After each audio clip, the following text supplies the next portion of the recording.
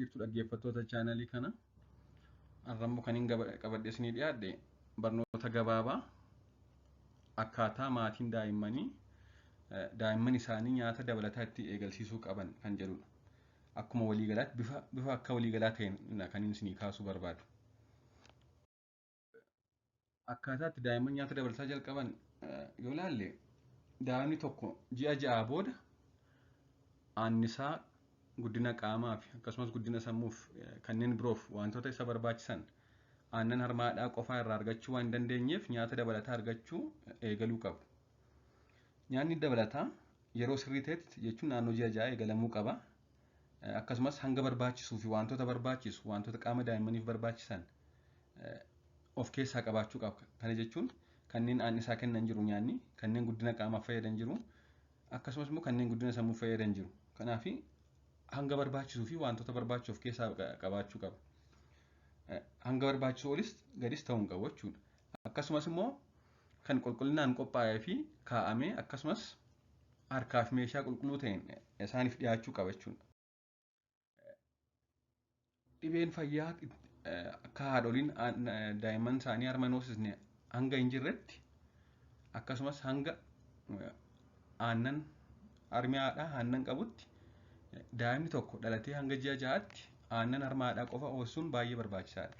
Akkasumas erga ji'a 6 guutee booda erga nyaata dabalataa eegalanii booda hanga waggaa 2tti harma hoosisuu itti fufuun faayidaa guddaa qaba. Nyaata dabalataa yeroo jalqabsiisnu wantoota gochuu qabnu inni gurguddoon egaa nyaata gosa tokko giddu galeessaan guyyaa 5 guyyaa guyyaan irra deddeebi'anii kennuun barbaachisaadha. Kana jechuun nyaanni nuti jalqabsiisnu kamiyyuu ta'uu danda'a. Seerri kana jedhu hin jiru.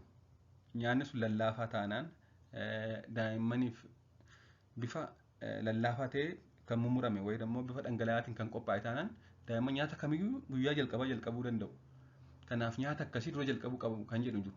Haa ta'u malee nyaata dabalataa jalqaban sana gaafa yeroo jalqaban sana nyaata sana walitti fufinsaan guyyaa yoo xiqqaate guyyaa 3 hanga guyyaa 5f guyyaa guyyaan irra deddeebanii jalqaba xiqqoo kennuu achiitti dabalaa deemuun guyyaa 5f irra deddeebanii nyaachisuu qabu. Kun maaliifidha? Fakkeenyaaf daa'imni tokko nyaata tokkoof yoo allerjii qabaate yoo sinsinnaa'uu qabaate mallattoo ta'e agarsiisa. Kanaaf nyaata kamitti dhibee sinsinnaa'uu qaamaa dhibee allerjii itti fida kan jedhu adda baasuuf fayyada. Jechuunis fakkeenyaaf guyyuma tokko nyaata 2-3 yoo jalqabsiisne tariitii yoo mallattoon sinsinnaa'uu nyaataa qaama daa'ima sana irratti mul'ate nyaata kamti akka dhibee kana fide adda baasuu waan dandeenyeef nu rakkisa jechuudha.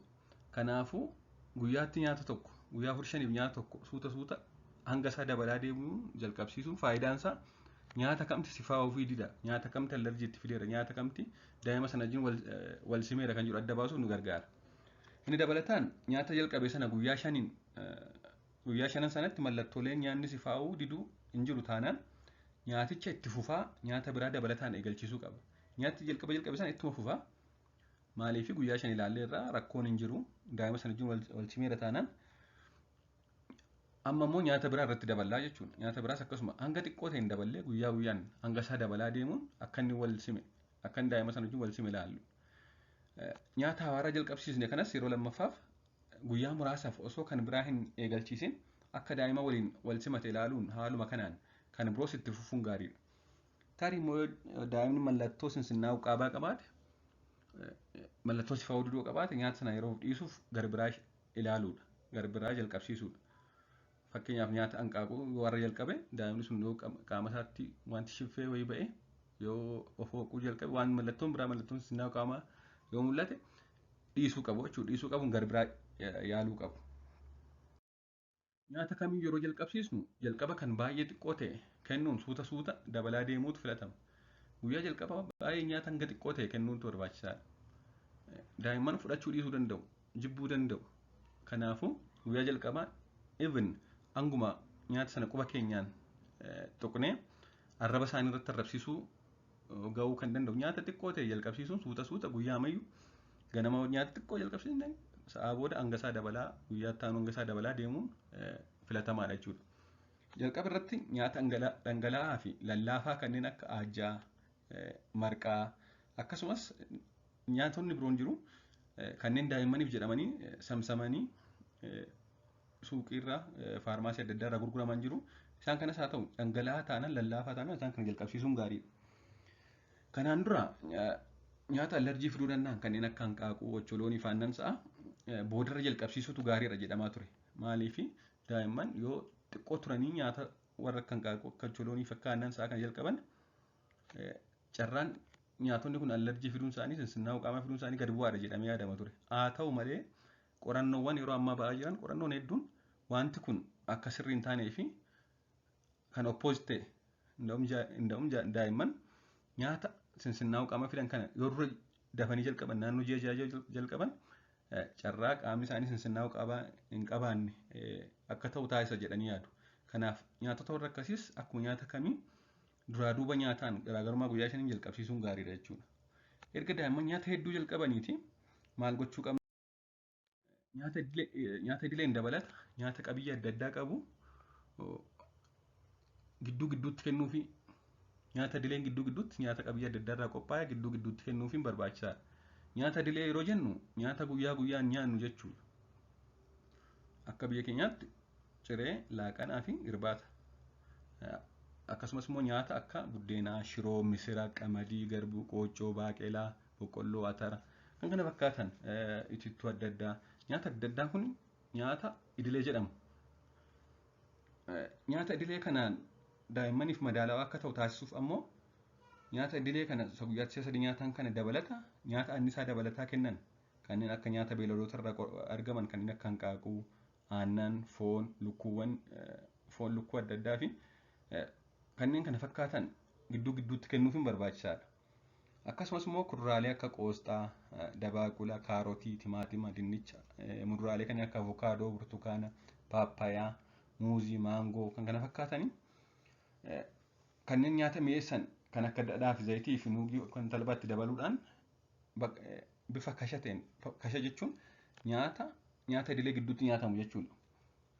Bifa kanaan qopheessuudhaan bifa daa'immaniif ta'utti kukkunnee bilcheessinee bifa daa'immaniif ta'utti qopheessinee daa'immaniif gidduu gidduutti nyaata idilee gidduu gidduutti kennuun gaariidha jechuudha. Nyaanni gosa adda addaatidha. Kanneen guddina qaamaa fi sammuu daa'immaniif fayyadan jiru. Keessumaa fakkeenyaaf akka bu'aa beeyladoota adda addaa lukkuu, killee, aannan warri kun guddina qaamaa fi sammuutiif fayyadu. Kanneen kaan immoo jiru kanneen ho'ina qaamaa dabaluuf akkasumas immoo annisaa kennuuf fayyadan kanneen akka dhadhaa, xaafii fi zayita kan kana fakkaatan. Kanneen dhukkuba qaama keenya irratti san immoo jiru kanneen muduraalee fi kuduraalee irraa argaman. Kana sadan keessaa tokko tokko argachuun gaariidha jechuudha guyyaa guyyaatti. Nyaata gosa tokkotti baay'isuu hin ta'in gosa adda addaa keessaa sa'aata adda addaatti daa'immaniif dhiyeessuun gaariidha. Gabateen kun daa'imman guyyaatti hammam nyaachuu qabu kan jedhu agarsiisa. Fakkeenyaaf hammam nyaachuu qabu, nyaata hammamii, furdinni fakkeenya marqaa ta'e hammam furdachuu qaba, maal irraa hojjechuu qabna kan jedhu agarsiisa. Fakkeenyaaf daa'imman ji'a 12tti aannan haadhaan dabalata guyyaatti si'a 2 hanga si'a 3 nyaata argachuun gaariidha. Nyaata dabalataa. Aannan harmaadha akka jirtu ta'e waggaa 1 hanga waggaa 2tti immoo si'a 3f harmaadhaan dabalataan hodhuun akkasumas immoo si'a 3 kana gidduu gidduutti nyaata idilee kana gidduu gidduutti si'a 2 nyaata kashee jedhamu nyaata gidduutti nyaatamu kana nyaachisuun gaariidha jechuudha. Dabalataanis hanga waggaa 2tti yoo xiqqaate hanga waggaa 1tti yoo danda'ame waggaa 2tti aannan harmaadhaa itti fufuun hoosisuun murteessaadha. Umurii waggaa 1 gaditti ajjaa, shoorbaa fi kanneen biroo dhangala'aa ta'anii wantoota manatti qophaa'an akkasumas immoo aannan daakuu foormulaas jennu kan akkasumas aannan harmaadhaa fi bishaanillee akkuma nyaata dabalataatti lakkaa'ama. Namoonni hedduun kana ni gaafatu. Bishaan yoom jalqabu kan jedhu. Bishaan kan jalqaban akkuma nyaata kamii ji'a 6 gaafa guutanidha. Maaliif hanga ji'a 6tti aannan harmaadhaa bishaan ga'aa ta'e waan qabuuf persentaa 85 ol bishaan waan ta'eef bishaan achirraa argatu. Kanaaf bishaan kan jalqabu gaman ji'a 6 booda. Gidduu nyaata gidduutti bishaan dhuguun gaariidha. Kanneen kanaan alatti waan akka aannan loonii, juusii adda addaa hanga waggaa 1tti kennuun gaarii miti. Hin gorfamu jechuudha.